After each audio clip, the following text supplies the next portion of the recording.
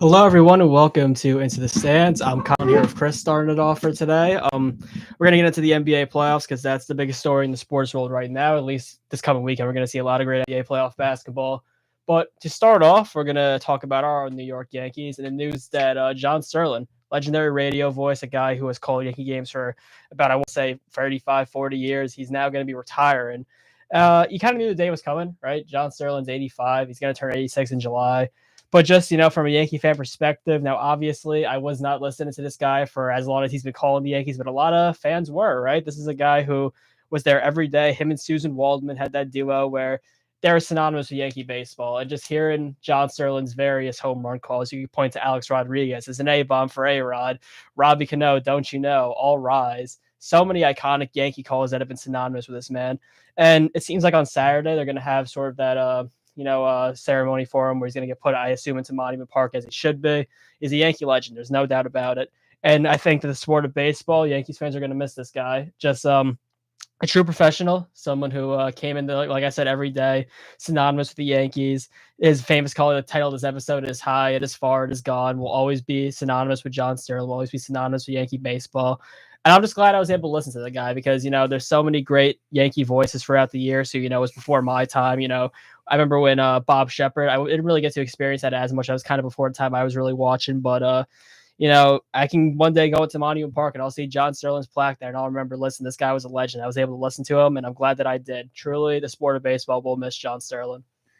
And other things. I mean, whenever he would say the Yankees win, right? That whole thing, and all these other little things he would say on the air, just like that's baseball season, which was put on a T-shirt, and all these his way of talking was just amazing. I mean, I've really dreaded this day for a while because I've thought about it. I think everybody really has, and the other possibility that one day this guy is going to retire or move on from the broadcast booth. But I was able to listen to this guy for 8 years, and when I read this news that he had retired, my heart sunk. I just was so sad to hear that, but I'm also happy for him, very happy for him. And I know a lot of fans, and I was thinking of this at first too, are saying, right, why now, right? Why didn't he wait till the end of the year, or why didn't he, you know, give one more game to announce that he's retiring, or why did he even start the season in the first place? But I really, when you hear the news, and the report came out that it was possibly health concerns, but then Michael K quickly came out and said that's not the case at all, that he feels fine, perfectly fine, which that's most important, of course, but that he really just woke up one of these past few days and just said, I just can't do this anymore. I just don't really want to make that commute from, he lives in North Jersey, and makes the commute over the GW Bridge to Yankee Stadium. It's listen, I mean, it's one of those things, I don't think any of us know what it feels like to be him, or be that age and still working that job. He loves the broadcasting. He mentioned that, but the commute, the overall, just everything just became a little too much. And I respect it. I respect that he made this decision. And I think he's a guy, amongst Yankee fans, will always be remembered. He's not gonna have, and this is nothing against John Sterling, but at all. But he's right. Joe Buck is the guy calling, right? He was calling Super Bowls and calling World Series games, and Howard Cosell is a guy who called every sport and was on the biggest networks, and that's why Howard Cosell is still very popular today, even though he passed away a while ago. Realistically, John Sterling will only be remembered by, I think, Yankees fans. But the guy, I think, is easily my biggest inspiration for wanting to get into broadcasting. But also, I think he's a guy that every aspiring broadcaster wants to be, because the man was himself out there, right? He was not, he loved the Yankees. He made that very clear. He was a Yankees fan growing up, and he had this dream job finally to be the play-by-play announcer on the radio. It's not even just that. It's just the fact that he just had such a defining personality. Like other Right. radio guys, if you're calling a game, often a Exactly. lot of them end up sounding the same, right? But if you hear Mhm. John Sterling, it is authentically John Sterling. Like it is very distinguishable. Exactly, and I think that's the direction I'm going in with it is not right. Joe Buck, it's Joe Buck, but there are a lot of guys who are excellent broadcasters, but not some people might find it hard to distinguish between them. And John Sterling was himself. He had the iconic voice. He didn't care what people thought of his stupid little home run calls because he was going to do them anyway. Right. And I use that word stupid little. No, I love them. I think they're excellent, amazing. I use that word stupid home run calls because that's actually how he described them himself. Like, I think it was somebody interviewed him and said, "Oh, if you could come up with a home run call for me, what would it be?" And he'd be like, "Oh, I'd say something stupid, cringy like this." He was so, he understood that he was himself out there is what I'm trying to say. He was himself, and he was such a genuine guy. And his home run calls were funny, and even though they were corny, they were cheesy, but they were him. They were unique. They were fun. He brought fun to the broadcast booth, and you could tell that was him. That was him. He was not putting on a show. That John Sterling on the air is the same exact person as John Sterling off the air. And I am going to miss this man. He is easily, I think, my favorite announcer ever. I'm fortunate that I got to listen to him for 8 years, the past 8 years of my life. He's just been, there's something every day on the radio, summers, driving. There are going to be days where you're not going to be able to watch every game, so you'll listen to them on the radio, and his iconic voice, his iconic personality on the air. I really just love him, and I'm really heartbroken by this, but wish him the best in retirement. And yeah, but John Sterling also called a lot of basketball, and I think that's what we have to do now. We have to discuss the upcoming NBA playoffs, because they're starting up very soon. I believe tonight, maybe. Yes. The play-in tournament began last night. Right. The play-in. We have the East play-in tonight. So the play-ins are starting up. In our New York Knicks, or my New York Knicks. Sorry. Because Robbie always thinks that Collins is the Knicks fan, but the New York Knicks, my New York Knicks, made it to the got the second seed, and listen, it was an excellent end to the season. A lot of people, the Knicks kind of started to. A lot of people thought the Knicks maybe were falling off a bit there at the end, losing some tight games. I know it was a tight one to the Bulls. But then I think beat the Bulls a couple days later after that, and then won a big game in Boston, and ultimately got the second seed. And now we're waiting to see, who they're going to play on. I think Friday or Saturday is the first Knicks playoff game. Saturday. 6 o'clock. And it looks like, I believe it's between the Heat or the Sixers. That game is happening tonight at 7. Now I have to ask you though, who would you rather see? Because typically, if you're a number 2 seed, you think you're going to get a lower competition. But with how the Eastern Conference has been this year, obviously I think the Western Conference has been better. There's more teams at the top who I feel are elite and can compete for a championship.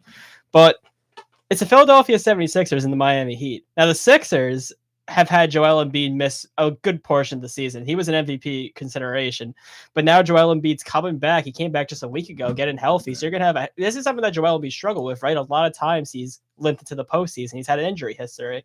He's going to be coming into the playoffs healthy with that team, or the Miami Heat, who are notorious for turning it up come playoff time. We saw basically one of the greatest runs in NBA history last year. They went from the 8th seed to the NBA Finals. So who would you rather see? Listen, it's tough, and I know also a lot of people talking about how Milwaukee, right, are also going to lose Giannis for a couple games, but that their slight little, couple games losing at the end there got them to fall to the 3rd seed, where they're going to be playing a team. I believe the Pacers is who they're playing, and that's a team. Debatably, that might be a better matchup. It's crazy how it turns out sometimes. It is. It's unbelievable. And for the Knicks, it's really unfortunate. I don't know. I think you got to go with what's on paper, what's the better matchup. And I think realistically, is Miami that? I mean, because Joel Embiid is the big superstar, but then again, Butler in the playoffs. I hate to be that, because that's kind of, I feel like what we were saying last year when we faced Miami is we don't have to face Milwaukee. We're going to go to the conference finals. And then Miami comes in. It turns out that their hot streak wasn't just an underdog, a little run, sneak victory, sneaking out of Milwaukee with a victory. It turned out they were actually the hottest team in the East in the playoffs. So, and they kind of, ran through the Knicks a bit in the second round of the playoffs. But So it's so tough, I think. But with the 76ers being on a bit of a surge, I think in general too, with the Heat taking the Heat, it also allows for that revenge or the possibility for revenge from last year, right? Trying to get that, and I think I would say Miami. Not that I'm not respecting the opponent, but in the sense that I want that revenge. I want to get that. I want to get back at them. It's not like the 76ers have made it to the finals anyway, so it's not like they're No. the Celtics. The Celtics, the Bucks, and I'd say I'll put the Heat as the third team there, as the three teams that you really want to get through in this postseason. And that's why I think I would take the Heat.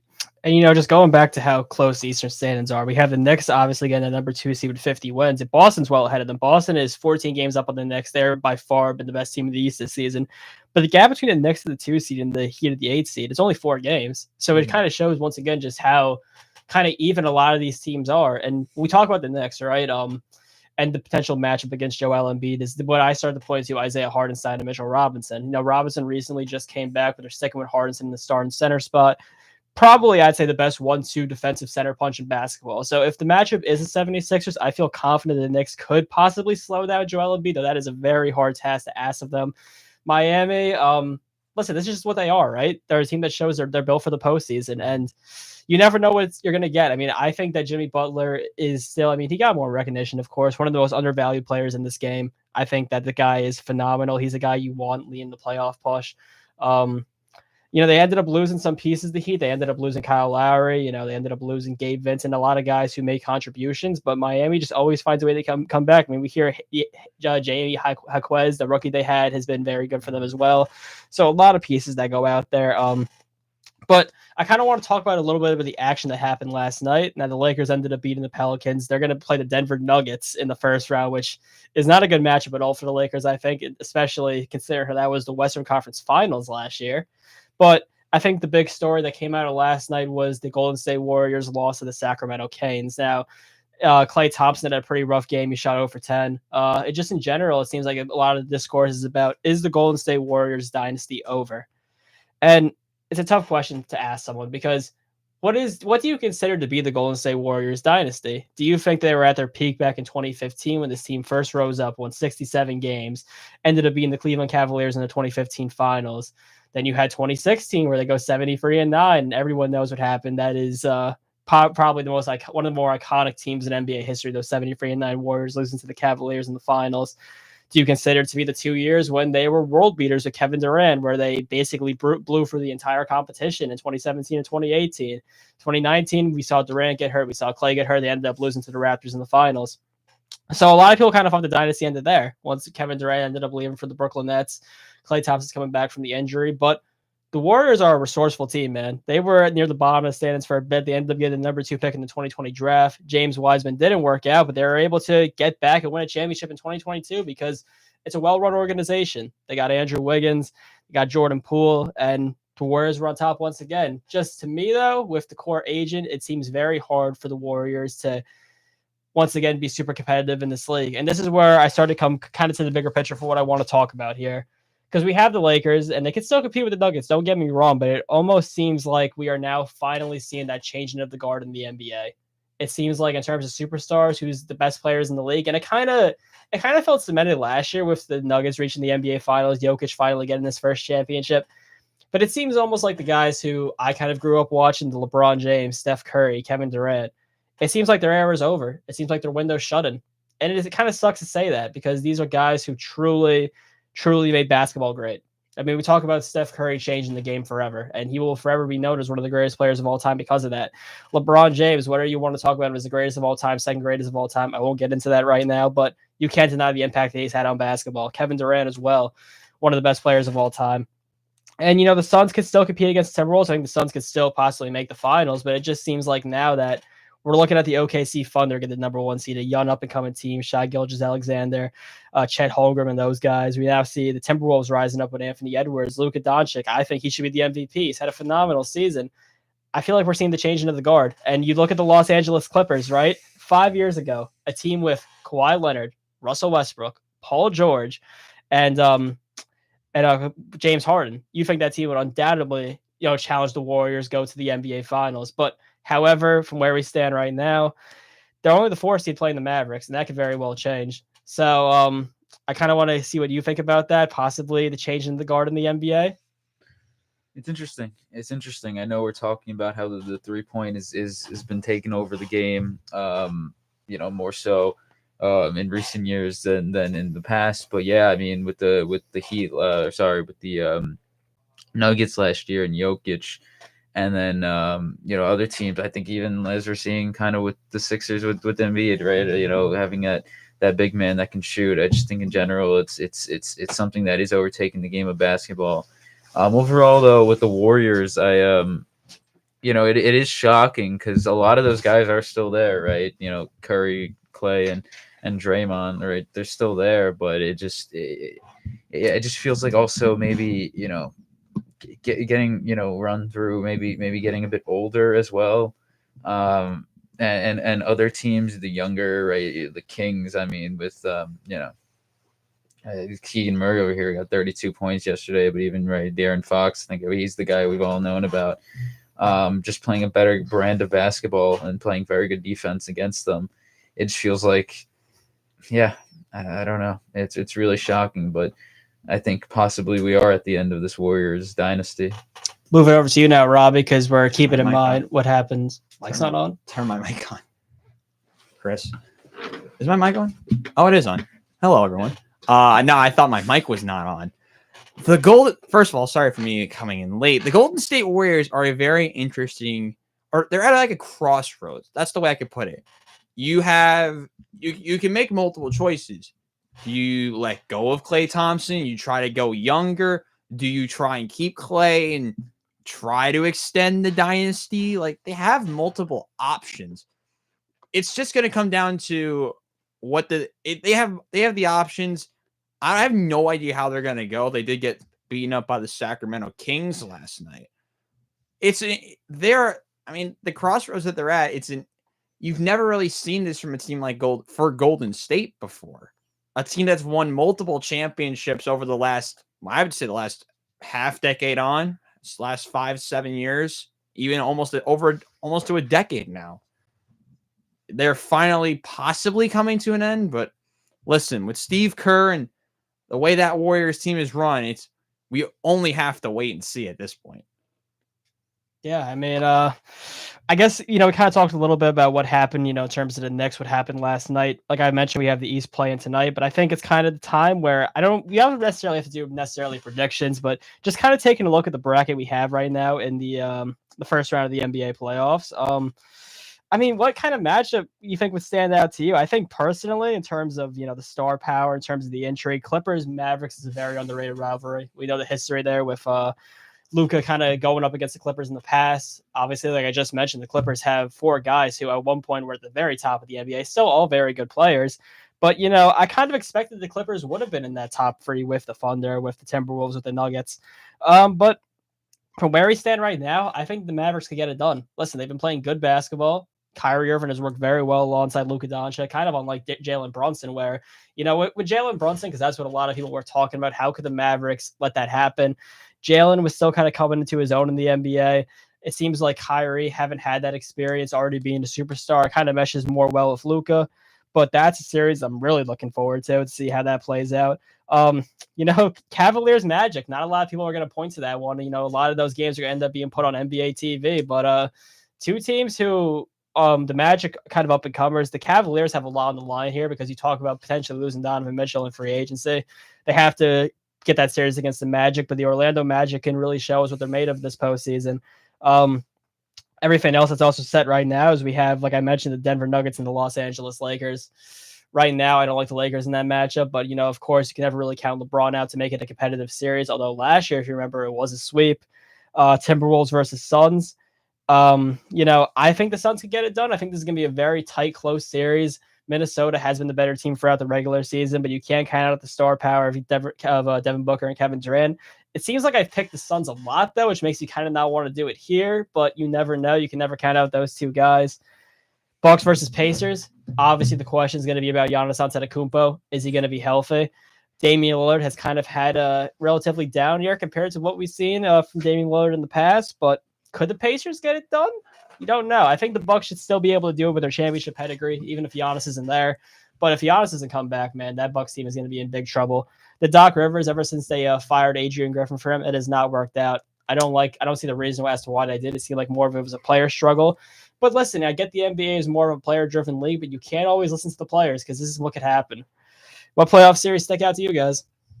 Yeah, I also was looking at Suns T-Wolves. I think it's really how should I say really shows the difference in how the West has changed. I think the Suns are the team that have gotten back here to this point and are trying to find ways to win. Right, of course, Kevin Durant was on this team last year.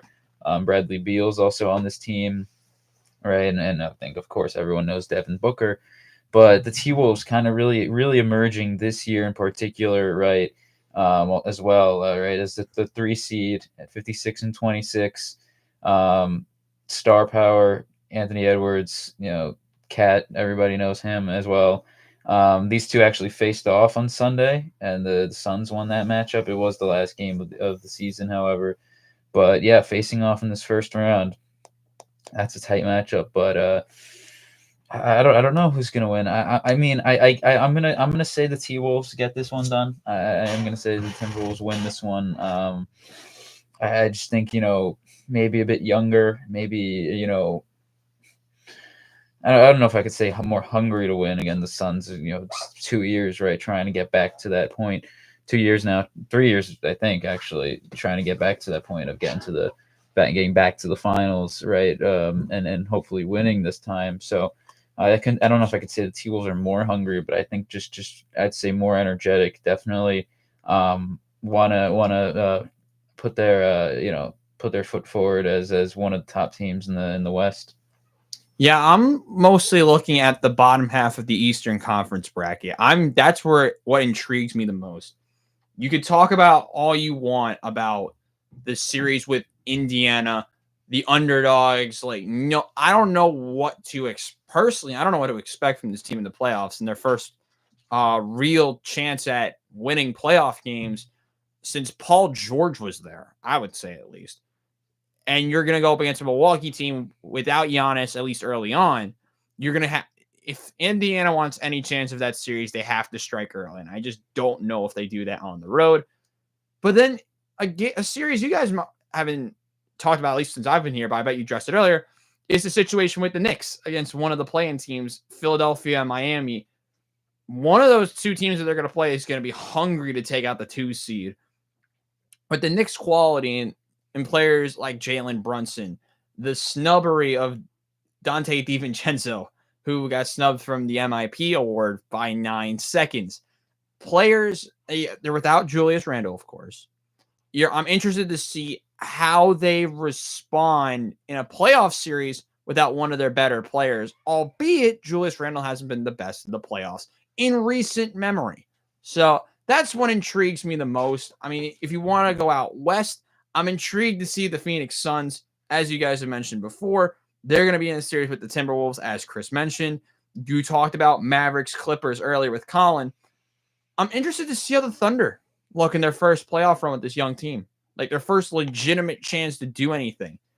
The regular season matters, yeah, but at the end of the day, you're going to have to go out and win 16 more games to go out and win an NBA title for Oklahoma City. And with the young core they have, I don't know if they do it, because whichever Clippers or Mavericks team they face is going to be more experienced in the playoffs than they are. If they beat one of those two teams somehow, I said the Denver Nuggets would be facing them next. The Denver Nuggets are the reigning NBA champions. So it's kind of hard to really want to think that this OKC team can go far. I think they make it to the conference finals, but first things first, they're going to have to get out of their first round contest, whoever it's against, whether it's against the New Orleans Pelicans or the Sacramento Kings. What I'll say about the OKC Thunder is that they kind of remind me of a certain team. I want to go back to 5 years when the Denver Nuggets actually first came up in 2019 because, I remember that they were the 2 seed that year because the Spurs played them in the first round and the Spurs took them 7 games. You think that they were the 2 seed in the West. The Warriors obviously were going to be the 1 seed regardless.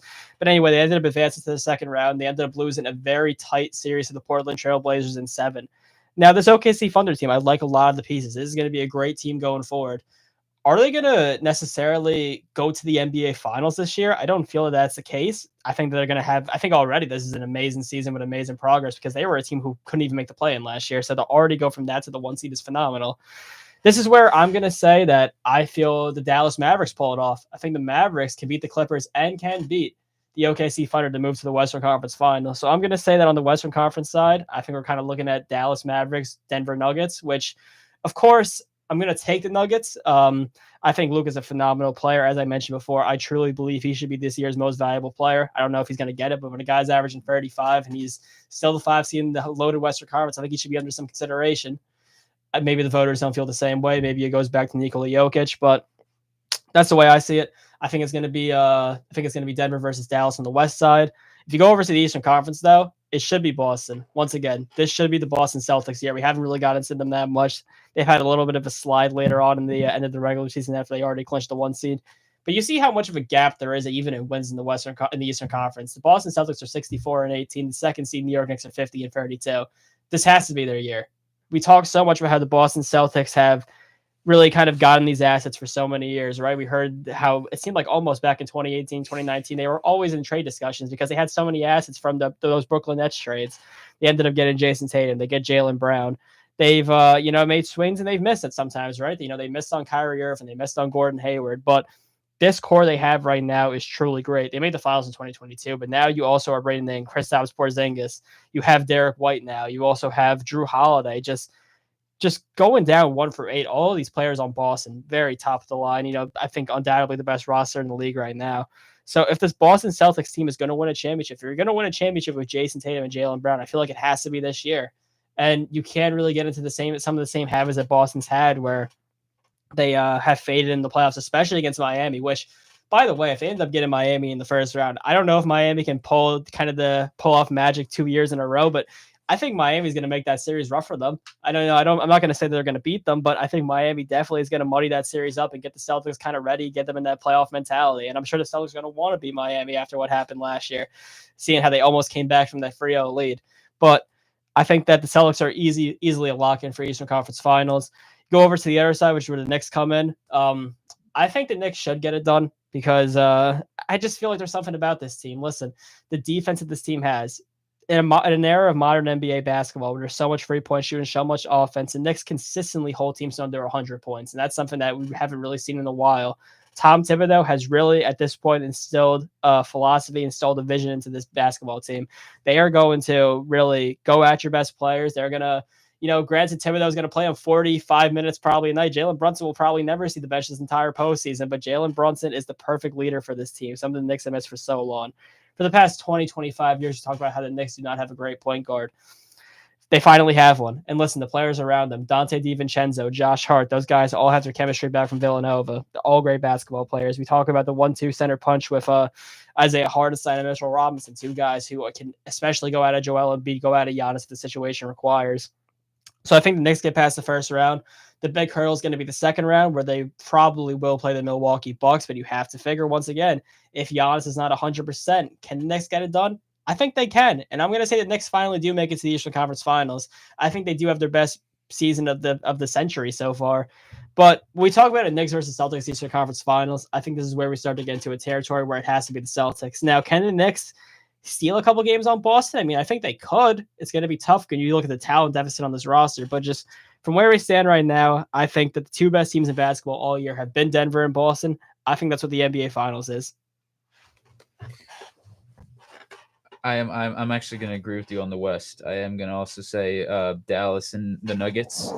I think I'm going to say the Nuggets though will get to the finals. I just do. They have the more right. I can't say experience, right? But Dallas has been to the playoffs quite a bit, and right with Kyrie and of course Luka, they're great and they're explosive, and a lot of people have them going to the finals. I find it also hard to bet against the reigning champions. I guess this team is very good. Nikola Jokic is pretty much automatic, and for that reason, I'm gonna say they play a tight series in the conference finals, but I'm gonna say it goes 6. I think the Nuggets take it in 6.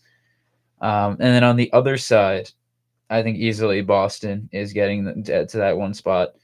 And you know what? I'm gonna go with my Knicks. I'm gonna say they play my Knicks. I'm gonna say the Knicks get there. First of all, right? I know a lot of people. We just talked about how if the Knicks maybe were the 3 seed, they would just have a slightly better matchup. But in a way, this is a good test for the Knicks. If the Knicks can win the first round against either the 76ers or the Heat, I think that is definitely good practice to face probably the Bucks in round 2. Mm-hmm. I mean, easily. I mean, if you can't beat the Heat, if you can't get revenge against the Heat, or you can't beat the 76ers with Embiid, then right. First of all, I mean, obviously you would be out, and then you got your own problems there. But if you can do that, then I think you definitely have a chance against Milwaukee, and I think you have a chance against Boston. It's just it's so hard against Boston for me to not pick them to go to the finals. I really think it's just the name of the Knicks against the Celtics, that the Celtics historically have always been this team that we associate with winning. And this year, yeah, they're the 1 seed. They're probably one of the 2 best teams in basketball, as you mentioned. It's just so hard for me to see the Knicks winning this series, but I'm gonna say it's as hard fought of a series as we see. I think the Knicks are gonna fall to the Celtics in 7.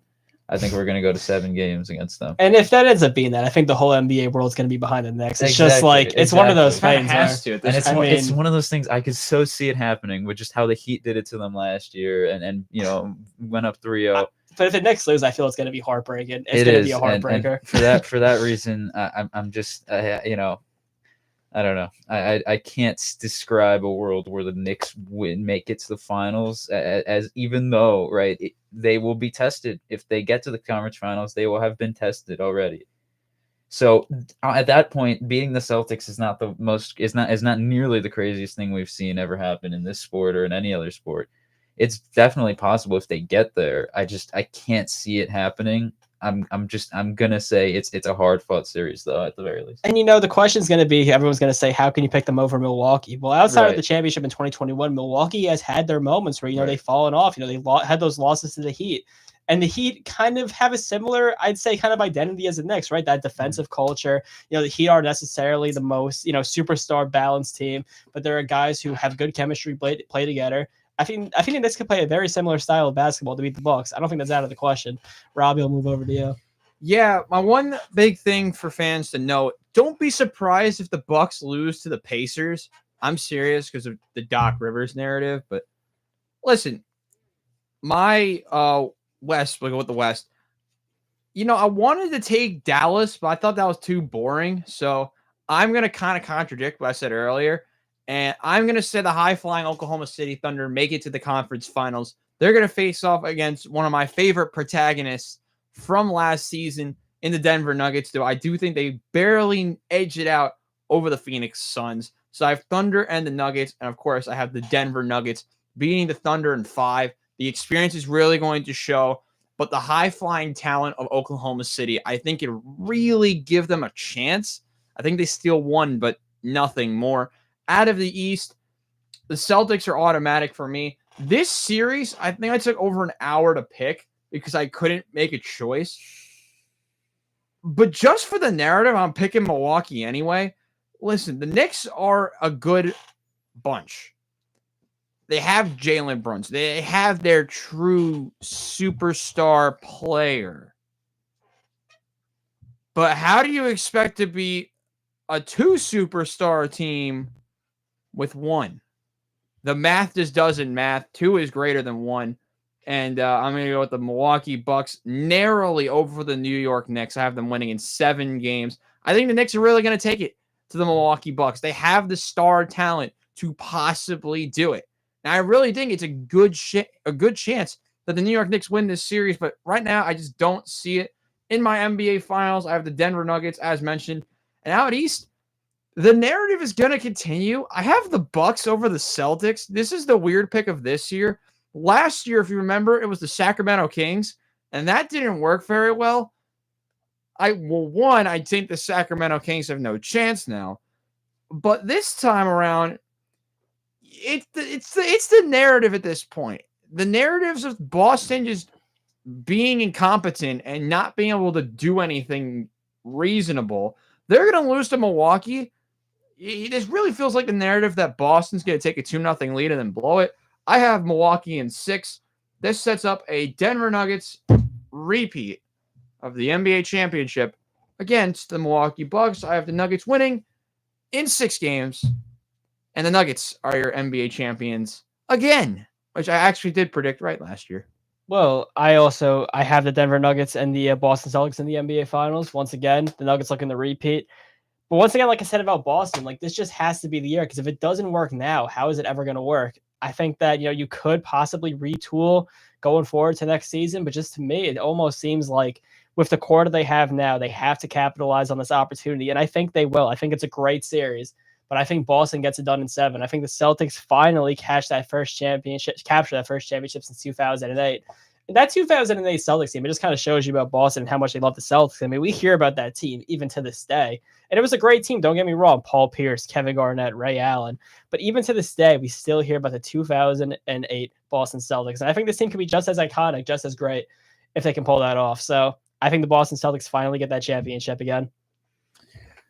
I'm gonna say the Nuggets win this one. I think it's gonna go to 6 games, and I'm obviously high on the Celtics. That's obvious. They're very good, obviously, but man, falling to the Heat. I guess I just can't get that out of my memory for some reason. I again, they were the hottest team, right? It wasn't like the hardest thing for the Nuggets to overcome though in the finals. So really, it just seems like the Heat kind of ran through the East. But for some reason, I have a hard time getting that out of my memory, and that's why I feel like the Nuggets are going to repeat here. Again, it's not like, but it's also not like the Celtics team has been like even the Bucks in recent memory, right? The Celtics at least got there in 2022 and made it to the conference finals last year, right? They'll get there, and obviously I have them making it to the finals this year. So I don't know if it's a complete disappointment, but yeah, definitely in Boston, they're there to win championships. I am gonna say that Nikola Jokic wins his 2nd ring. I'm gonna say it goes to 6 games. Like I said, I already said my prediction. Nuggets over the Bucks in 6. Jokic gets it done. And you take a grand scope of the NBA playoffs. I mean, that's pretty much what we have to talk about for now. The 2 games we have tonight, though, I guess we can kind of just talk about it for a little bit. We have the Sixers versus the Heat. I think the Sixers get it done, although the Heat can't be counted out in the situation. The Hawks versus the Bulls is also tonight. Granted, I don't think that's a game a lot of people are necessarily going to care about too much, but I say probably the Bulls get it done. I mean, but regardless, I think as we stand right now, the Sixers and the Heat are the 2 teams that are going to make it to the East play-in. In terms of the other playing game we have the Kings versus the Pelicans for the 8th seed, which, by the way, very unfortunate injury to Zion Williamson. He was having probably a game of his career last night. He had 40 points, got hurt in the last couple minutes. I think the Pelicans could have got it done if they played the Kings, but the Kings just have that, experience from last year. I think the Kings get that 8th seed. What do you guys think about how the play-in will turn out?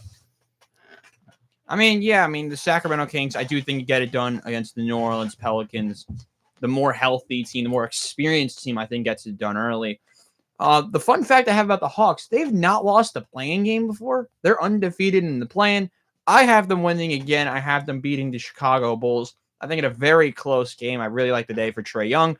And in the other contest, I think it's going to be a back-and-forth showdown. Of course, you have Embiid. Of course, you have Jimmy Butler. I'm going to have the Sixers win over the Miami Heat in a very close battle. But don't expect that this game will be easy for anybody. And also, don't be surprised if the Heat come out with this one in Philly tonight. Right, yeah. And I think for me, I'm going to say the Heat win tonight, actually. I think, their prowess in the postseason is last year they ran through the East, right? Obviously, it's kind of unmatched. And You can't deny that. I don't think it's going to be it's definitely going to be a hard fought battle. But I am going to say that the Heat sneak out of Philadelphia with a win, and we'll go on to play the Knicks. I guess at this point in the show, we kind of can choose whether we want to talk about NFL draft stuff, whether we want to go into MLB news. I figure the NFL draft is something we could talk a lot about next week. But listen, if we go and talk about the NFL draft, JJ McCarthy's continuing to be in the talks for possibly a top 3 pick. And a lot of conversation about whether or not JJ McCarthy is worth a first round pick. I've made my thoughts clear on this show. I don't feel that he is. I think that Drake May is clearly the better prospect. But if my New York Giants are in a situation where the Patriots are possibly willing to move out of the number 3 pick and get rid of Drake May, I think you take every opportunity you can to do that. Now, is a team going to take JJ McCarthy? I don't think it should be the Giants. I don't think he would work in the Giants system. But however, I will say one thing. If it's the Minnesota Vikings who end up being the team that trade up for JJ McCarthy, I say watch out because I think that could work. The Vikings right now with their weapons, with Kevin O'Connell being that offensive-minded head coach, because the difference between Kevin O'Connell and Brian Dable, while I think they are both great offensive minds, Kevin O'Connell has way better personnel right now. And first, JJ McCarthy, a guy who played around a lot of talent in college, possibly going to Minnesota, I think that's going to work out very well. I think just in general, the NFC North next season might be the best division in football. That's my take right now that I'll say. Between the Vikings roster, the Lions for the success they had last year, the Packers rising up, the Bears with Caleb Williams. But I guess moving it alongside here, because he's kind of the talk about rising up draft boards. What do we make about JJ McCarthy right now? JJ McCarthy is a very interesting prospect. I've said my thoughts about him before. I'm not the biggest fan of him, but I agree with Colin that with the Viking system, yeah, it could be an interesting dynamic and an interesting collab between the two. The one note that I have is that it's kind of do or die time for Minnesota because they traded KJ Osborne. He's with the Patriots. They also are in a contract year with a player. I think we've heard of his name before. His name's Justin Jefferson, who did not report to OTAs this week. Same with CeeDee Lamb. I think it's a fun thing to know, but it's an interesting situation for Minnesota, and I think they're going to have to overpay whoever to move up to get a player like Drake May, like JJ McCarthy. Heck, maybe even trade with Washington, because we've seen Washington trade down and make dumb decisions before. Why not we see a little bit of rinse and repeat from Washington, though I don't see it happening.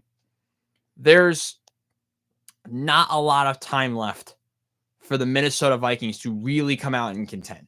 We saw how bad they were with quarterbacks not named Kirk Cousins. We saw struggles from Jaron Hall. We saw the early rise and then the fall of Josh Dobbs. We've seen countless others like Nick Mullins try to fill the shoes of Kirk Cousins, and they all failed. With a contract soon ending for their star wideout, I'm interested to see what direction that Minnesota goes. But for JJ McCarthy in general, someone's going to overdraft him, and I think he could be a real flop, or he could turn out like Will Levis did and fall to the second round. Honestly, I have no idea at this point. I think Michael Penix is the best fit for Minnesota because big arm, turnover machine, possibly, which is exactly what Kirk Cousins was. He is the left-handed Kirk Cousins. Somewhat, at least. I mean, they both can move. They're both injury prone. Why not? It kind of works for the narrative. And also, I don't know if anyone knows, but Michael Penix wore purple, so I feel like that could kind of work. And especially the pick that Minnesota is at. I don't think it'd be the worst situation ever because, I mean, if you're Justin Jefferson, all you need is a dude with a big arm and you're fine. Because they're going to be like, oh, yeah, I'm going to chuck it somewhere and Jay Jettis is going to be there. But I don't think JJ McCarthy I mean, it's kind of inevitable that JJ McCarthy to the Giants or Minnesota is inevitable. I don't think he'd work with the Giants. I think if the Giants have a chance to trade down with Minnesota, I think you kind of have to take it, but then maybe play the Arizona angle and move back up again. I don't know. It's a weird situation for both of them. I'm interested to see what Chris thinks about this. Well, I think with the whole JJ McCarthy thing in general, it's already tough enough to draft quarterbacks in the first round. I mean, it's a lot. I mean, you can name all the quarterbacks that have been drafted in the first round in the past that have not turned out to be what teams thought they were going to be, and so. But yeah, you got to pick what you think fits your system, and we obviously don't know if that JJ McCarthy fits the Giants the best way, and I know a lot of other fans feel the same way. So I'm very interested to see what they're going to do, if they're going to draft up or whatever they're going to do to possibly pick a maybe Drake May.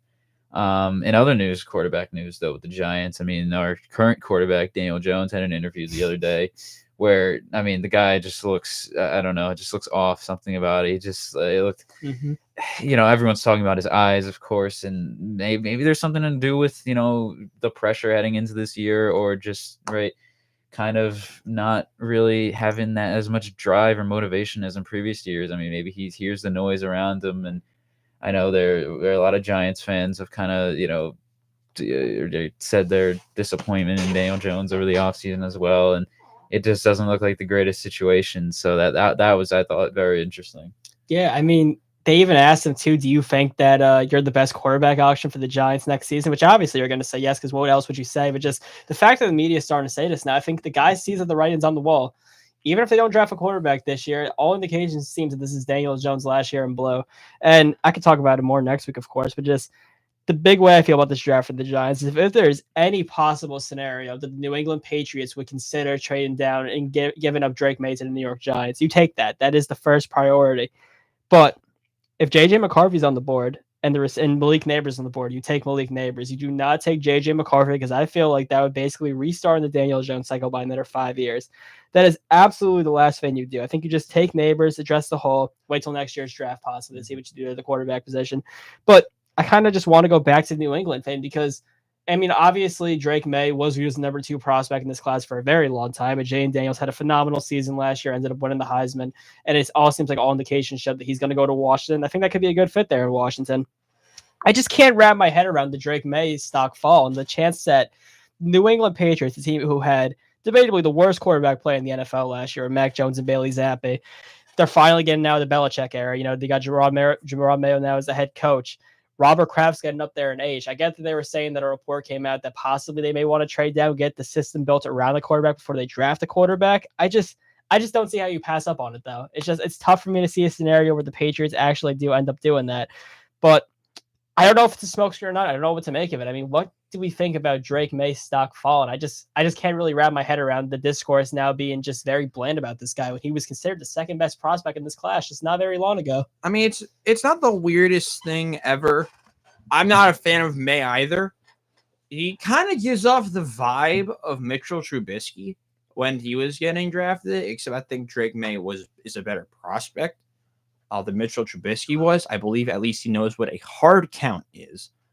But I don't know. It's the theory with North Carolina quarterbacks that I feel like there's just that vibe that after what Trubisky did, I just feel like that I think coaches could be turned away from drafting a quarterback like a Drake May from a school that hasn't had a lot of high level quarterbacks come into the league before.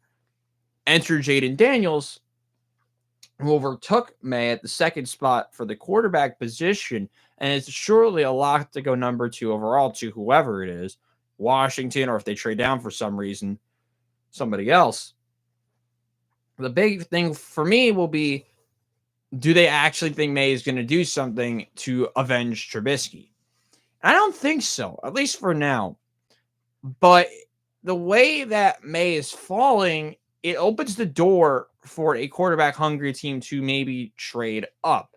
It also opens the door for New England to draft a Marvin Harrison and just throw off everybody. Like, that's a very possible outcome.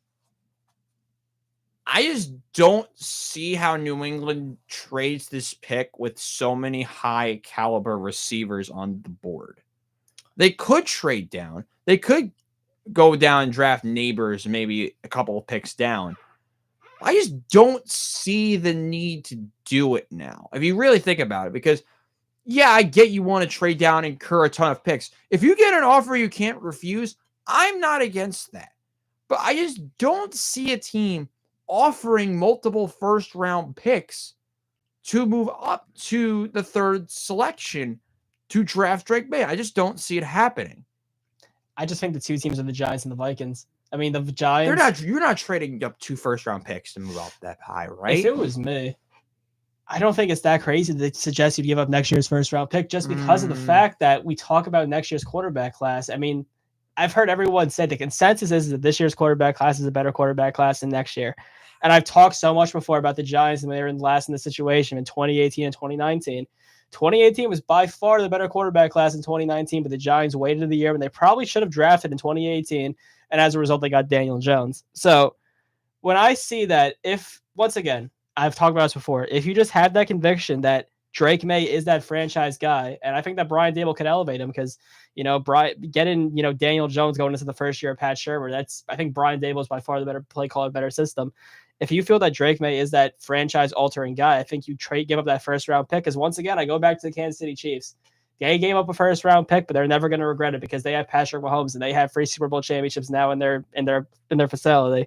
So if you can get that guy, I think you go for it. Minnesota already has that number 20 overall pick. Just to me, if you feel that Drake May is that guy in the NFL, you need to have that guy. The results in the past couple of years have shown that. So I think I just don't know if the Patriots do it. I just don't know if the Patriots give that up, but I don't think it's that out of the question where a team is going to give up an extra first round pick to the Patriots for Drake May if he's on the board. Right, and again, I'll say what I said again earlier. It's just to keep in mind for these teams that do draft the quarterback, not named Caleb Williams, of course, but it is still just very difficult. I think we all know that it is very difficult to draft the quarterback, and that's why maybe it would fit the Giants' needs better to draft a wide receiver. I mean, or some type of other player, just because maybe. Again, then again, as you mentioned, right, this quarterback class being much better as well, that is something. But if you're not, what I'm trying to say, I guess, is if you're not fully confident in the quarterback, if right, which I don't think, as I think I said this a couple weeks ago too with JJ McCarthy, right? If I don't know how you could be 100% confident in him, and I'm talking about the organization if they like him, but if Drake May is not there, and you feel that he could have been that guy, I don't think you should do what you kind of did with Daniel Jones and just take the guy just because JJ McCarthy, just because you kind of like him. I mean, I think I think you got to go with what fits the team now, and this team could definitely also use a wide receiver. I'll say that. I mean, I think the worst case scenario though is if Williams goes 1, Daniels goes 2, May goes free. Then the Cardinals take Harris and the Chargers take Neighbors. At that point, I say the Giants trade down because I think you either are going to get a top tier wide receiver or you're going to get that quarterback. At least for me, I think that the situation for the Giants is either you get Drake May, you take Neighbors, or you move down. I think that with how many holes are on the offense, getting more draft picks to kind of solidify the offense, I think that'd be a big help.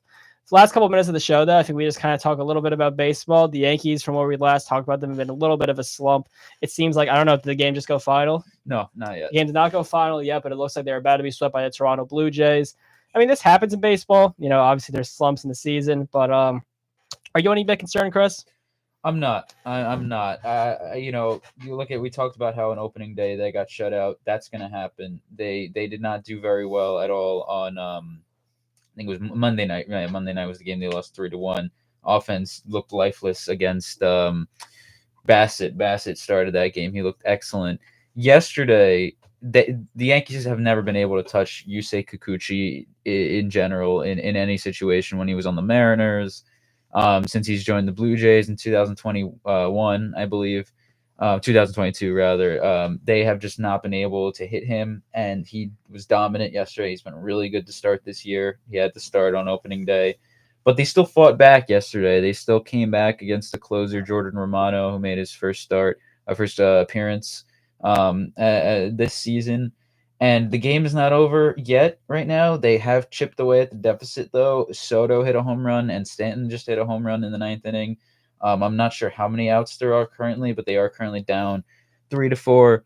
What this team has showed me is that they're able to fight back. They're able to fight back in games. Cleveland, the third game of that series, that was a hard-fought game. They took the lead. That's one of those losses, right? You sit here and you sit there and you can say the bullpen didn't do what they needed to do, but you fought back and your offense was great, and that's important. That's very important. Right, you expect this bullpen to be better. Now, one aspect of this team that I am very concerned about, though, just because I think Aaron Judge will be better. I think this offense will be all right. And I think the starting pitching's been good. I think the bullpen will be fine. Well, actually, Chris, Oswaldo Cabrera is coming up to the plate right now for runner on second and third with 0 outs, down by a run. Wow. So we could have a comeback we here. So could. So we'll definitely keep you in touch. I'm not sure if the game will be over. Ideally, the game is not over by the time the show is over. So hopefully the Yankees can take the lead here. And Oswaldo Cabrera. Oswaldo just grounded out to first base, 1 out. Runner's still at second and third. Okay. All right. I thought maybe that would bring the run home. No. All right. So whatever. But one area of this team that I'm very concerned about is this infield defense. Gleyber Torres has been terrible to start the year, and I like Gleyber Torres, so I'm not trying to say this in a way that I want this guy gone. I feel bad, and this is his contract year, but he has been nothing. Yeah, that's the perfect word to use. He's just been straight up awful defensively. How about Anthony Rizzo too? I was just gonna bring him up too. Almost as bad. Some of those throws from Gleyber are brutal. That I can't blame Rizzo, but Rizzo's been awful. He has not been able to. First of all, we're talking about a guy who, when the Yankees got him, was one of the best defensive first basemen in baseball. The guy can't pick a ball up from the ground. The guy has been brutal on offense. He also has struggled a bit with the bat, or in the sense that he doesn't have the same power that he has displayed in the past. Those two are really starting to concern me, mostly on the defensive side of the ball. Volpe is very good at short. We know that.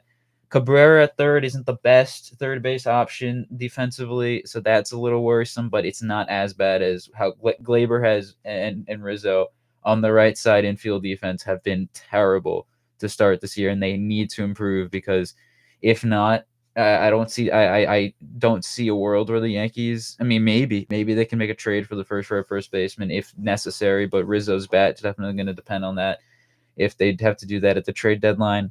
But I'll tell you who's coming back soon. DJ LeMahieu. He's starting to take some rehab games. If Gleyber Torres continues to struggle this way, you might see DJ LeMahieu start to get some more reps at second over him. And also, I'm not sure if Oswald Peraza is coming back anytime soon, but when he comes back, that'll be another option there as well. But, I'm not too concerned about things. This is baseball. It's early on in the season. The Yankees have still played very well. I like that they're fighting back in games, and they fought back in this one, even if they do fall short. But I think on the other side of town, what we've seen, and Robbie, I think you'll know more about this also, although I've been watching some of the Met games, is they're playing really, really good baseball recently. They're playing really good. Last time we talked, they had I think we were still talking about we still didn't even see the third game of the Braves series. They took 2 out of 3 from the Braves in that series. And then they went on to win 2 out of 3 against the Kansas City Royals team that I believe had been on a 7-game winning streak. 6 or 7. 6 or 7 game winning streak heading into Citi Field. And then they have just swept the Pittsburgh Pirates, who seem to do this every year. They always start off the year very well. But I think the Pirates this year, more than any year, they're younger. They have a good lineup, a good team overall. Maybe the pitching isn't the best, but the offense with guys like Brian Reynolds, O'Neal Cruz at short, Jared Triolo, Henry Davis, a lot of young players. They had the pitcher yesterday. I forget his name for some reason. I'm forgetting his name right now, but the starting pitcher, whoever started yesterday. Hey, Colin. And Jose Trevino just tied the game for the Yankees. All right. 4-4. All right. So we got a tie ball game, which is good. Hopefully the Yankees can take the lead and win this one. And get a win, but the bottom of the ninth is Clay Holmes has been great to start this season. So hopefully, ideally, he can get us to the 10th. Hopefully, or hopefully we don't even need that if we can scratch another run across here. So that's good. Listen, they're fighting back, and they at least if they're gonna get swept in this series, they at least pushed it to extra innings after being down 4-1. But really quick, Robbie, whoever started yesterday for Pittsburgh, excellent pitcher, top prospect. He's going to be a good pitcher for them for a while. But the Mets just swept them, and they highlighted today by 2 home runs by Starling Marte and Harrison Bader. Robbie, what do you like from the Mets? Yeah, this team has really turned it around after a terrible start. I'm just trying to figure out who that pitcher was from yesterday. Jared Jones is the name, I believe. Yeah, very good young pitcher. They're a team to watch out for in the future, of course. They have Paul Skeens, who's throwing gas and doing other things in the minors. They're, of course, a team to watch out for. They have a lot of young players coming up. The Mets took care of business. They are not being the Mets. After the Mets met it all over the field to start the season, the Mets have avenged themselves and are trying to get out of meme territory. And while they were, I don't even think they were even the biggest story of the week after the Nationals beat the Dodgers once, which is significant enough for the Nationals' sake. The Mets have pulled it back to winning 8 of their last 10. They are only 2.5 games behind a poor start from Atlanta. I mean, they're 12-5, but you would expect more from the Braves. They did beat the Astros, who are also a funny story because they're 6-14, which, hello, what? But listen, the Mets fans, relax. We play the Dodgers next. It's a West Coast swing coming up. They have the day off tomorrow. It's a West Coast trip with the Los Angeles Dodgers starting on Friday. I am very scared. Which is why I usually am in the situation, because it's the Dodgers. We usually suck against the Dodgers because that's just narrative at this point. But listen, I'm glad the Mets have been able to fight back. They were able to beat the teams that they're supposed to beat on paper, get the job done a different sort of way with actually offense. The offense actually did things for the first time all season, and they're starting to turn around. It's, as a fan of the team, it's pretty good to see. And real quick before we end the show here, Robbie, I mean, I do have to say I kind of disagree with you saying that Mets fans should calm down a bit. I think you'll be happy, be excited. This team is winning games. Of course, early in the season, don't overreact, but definitely feel a bit better about this team. Absolutely, feel excited. Definitely, they played still really good baseball. They're not getting lucky in these games. They're fighting back, or in this case, like today, they just pounded the Pirates today, and as they should have. I think Met fans, the crowds have been small, but hopefully they can get bigger. Hopefully more fans can start showing up. And as Met fans are very passionate, I know they will. If the Mets can make a statement here in LA, they definitely should. Good things are coming too in the future, right? JD Martinez should hopefully be coming soon. And same thing with Kodai Senga. Overall, great things happening in Mets territory. I'm happy for them. I hope they could continue to play well because as I always say, New York is a lot more fun in the summers when both teams are playing really well. Yeah, I agree with you, Chris. I mean, the fact that we could possibly have both teams make a run, maybe, but listen, it's the Mets. We always have to keep the standards low. Before I sign us off, Colin, final update on the Yankees. Juan Soto's at the plate, 2 outs, runner on first and third. We'll see what happens. Well, fans, you can tune into the rest of that game because that's all the time we have today on Into the Stands. That is the end of today's episode. Sorry I came late. I was at a broadcast. Thank you guys so much for tuning in. If you like what you see, hit the like button down below. Subscribe to the channel. NFL Draft Special is Thursday. But don't worry, folks. We are back here on Wednesday. Make sure to check us out every single week from 5 to 6 on Wednesday nights, only here on the WIUR Iona Gales Radio Network. But for Colin McGee, Chris Gambino, I'm Robbie Basil saying good night. See you next week.